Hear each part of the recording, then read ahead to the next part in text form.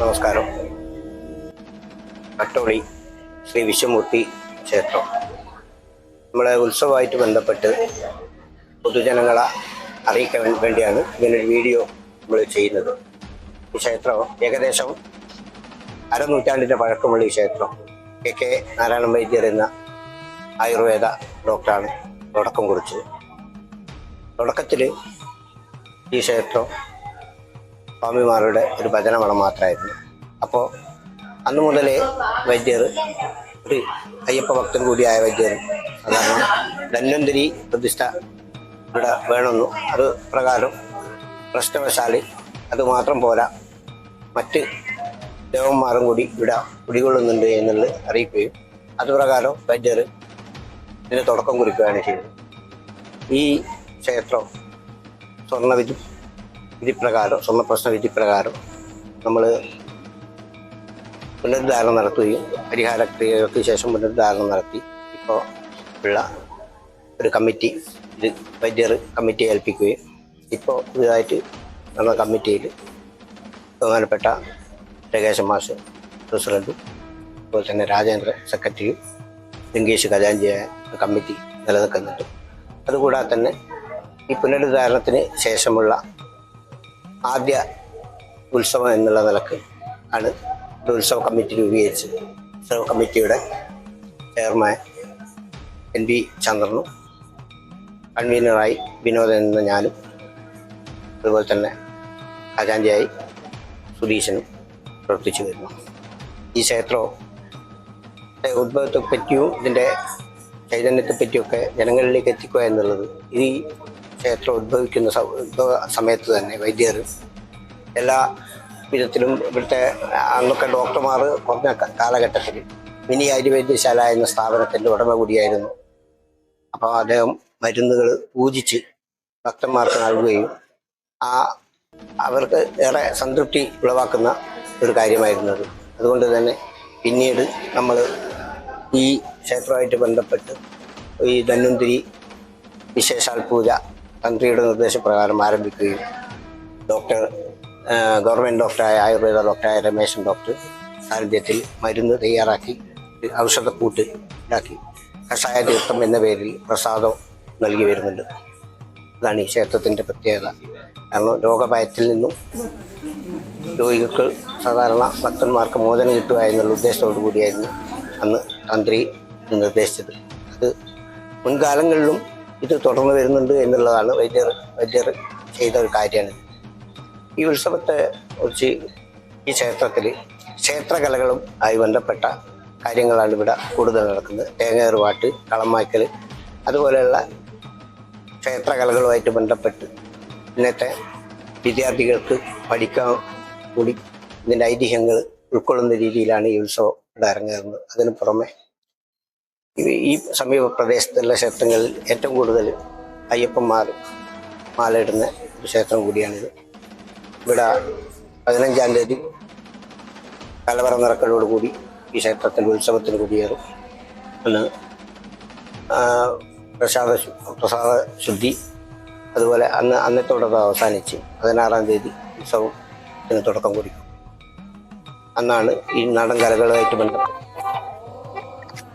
എല്ലാ കാര്യങ്ങളും അന്ന് 16-ാം തീയതിയാണ്. 17-ാം തീയതി ഈ രാമപ്രതിഷ്ഠാനാണ്. ഭഗവാന കടമ്പയിലേറ്റി രാമം മുഴുവൻ വട്ടോളി ഭഗവതി ശിവക്ഷേത്രത്തിൽ നിന്ന് ഇവിടെ നിന്ന് പുറപ്പെട്ട് ശിവക്ഷേത്രം വഴി കപ്പറ്റ് വഴിയാണ് ഇവിടെ എത്തിച്ചേരുക.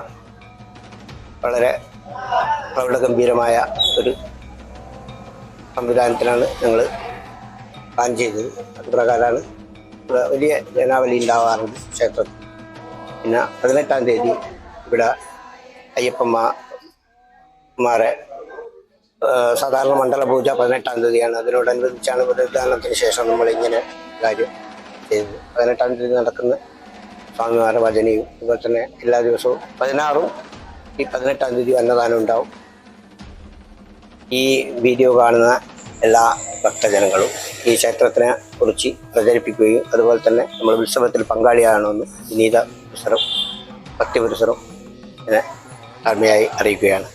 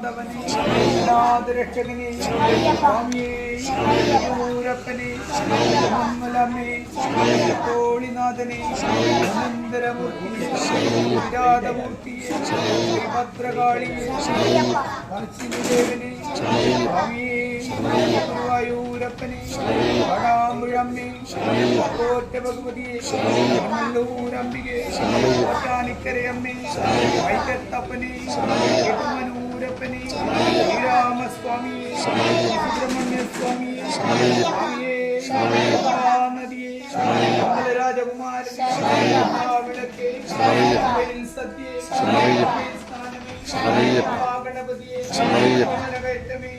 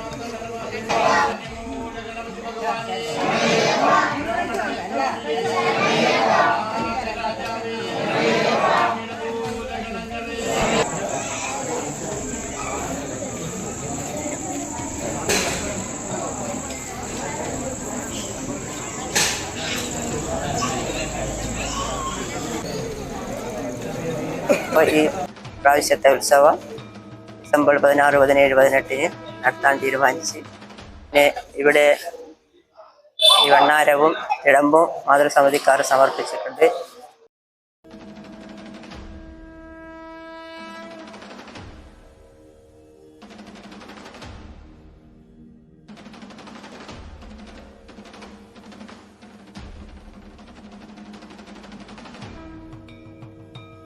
മാതൃസമിതി ഇവിടെ കൂട്ടായ പ്രവർത്തനം കൊണ്ട് ഇവിടെ ഇപ്പോൾ ഒരു ഇടമ്പ് 3 ഭണ്ഡാരം ഇതെല്ലാം സമർപ്പിച്ചിട്ടുണ്ട്.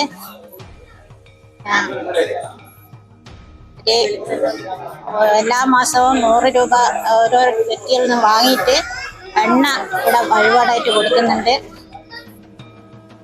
പിന്നെ മേശ ഇതൊക്കെ മാതൃസമിതിൻ്റെ കൂട്ടായ പ്രവർത്തനം കൊണ്ട് വാങ്ങിച്ചു കൊടുത്തിട്ടുണ്ട്. പിന്നെ പിരിവ് അത് മാതൃസമിതിക്കാവുന്ന വിധം എല്ലാവരും ശ്രമിച്ചിട്ട് ഒരാൾക്കാവുന്ന പൈസ ഇവിടെ എത്തിച്ചു കൊടുക്കുന്നുണ്ട്.